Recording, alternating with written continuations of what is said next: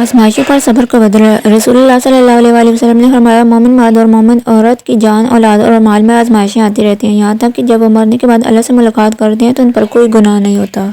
دل کی نرمی ایک نعمت ہے، بات کرنے میں نرمی ایک نعمت ہے، خوبصورت الفاظ ایک نعمت ہے، تم ہر لفظ بولنے سے پہلے 1000 بار سوچو، یہ بھی ایک نعمت ہے، کہ تم کسی کے دل کو چاہو، ذرا سا ہی صحیح، دل دکھانے والی بات کہنے سے بچو، یہ بھی ایک نعمت ہے۔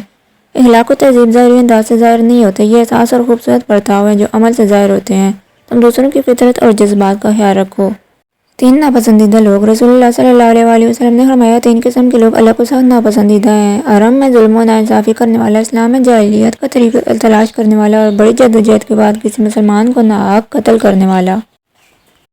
رشتوں میں اتنی تباہی غیبت کرنے والوں کی شاید نہ ہو جتنی تباہی غیبت پہنچانے والے کرتے ہیں، کیونکہ سادہ لہجے اور ٹھنڈی چائے بہت تکلیف دیتے ہیں۔ تو بہتر یہی ہے کہ خود کو ان سے چیزوں سے بچانے کے لیے اپنے خیال خود رکھا جائے۔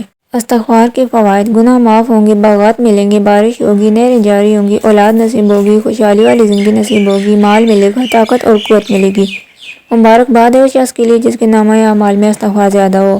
جو پابندی سے استغفار کرے گا تو اللہ اسے ہر غم اور ہر تکلیف سے نجات دے گا، ہر تنگی سے نکلنے کا راستہ پیدا فرمائے گا، اور اسے ایسی جگہ سے رزق دے گا جہاں سے وہم و گمان بھی نہ ہوگا۔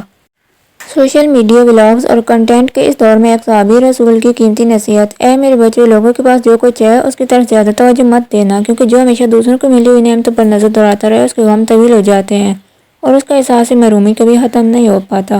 اور جو شخص صرف کھانے پینے کی چیزوں کو ہی نعمت سمجھتا ہو وہ کم علم بھی ہے اور گویا دنیا میں ہی سزا بھگت رہا ہے۔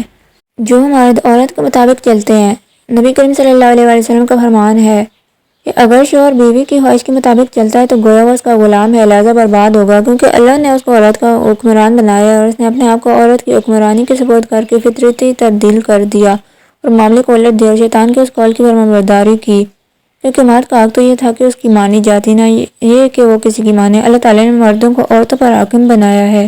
مرد عورتوں پر حاکم ہیں کا لقب دیا اور شوہر کے لیے سید یعنی آقا اور سردار کا لفظ استعمال کیا ہے۔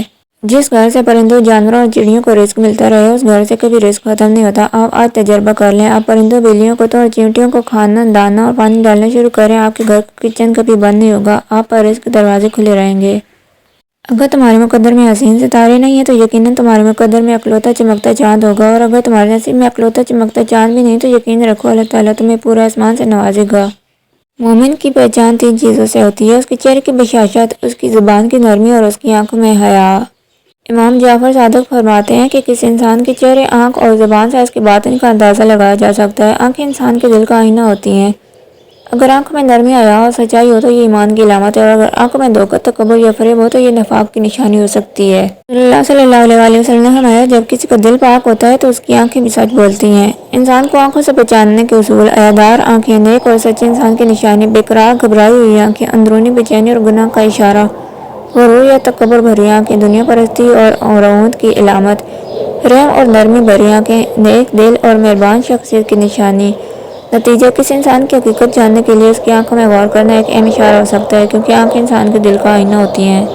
مخلصی کی بھی ایک بہت پیاری بھینی سی خوشبو ہوتی ہے۔ آپ جتنا زیادہ دنیا کے ڈسے ہوئے ہوتے ہیں اتنے زیادہ جلدی اسے محسوس کر لیتے ہیں۔ ٹھیک اسی طرح دھوکے، غش اور لالچ کی ایک خاص قسم کی بدبو ہوتی ہے، اور اسے بھی وہی سونگھ سکتا ہے جس نے زمانے کی ٹھوکریں کھائی ہوتی ہیں۔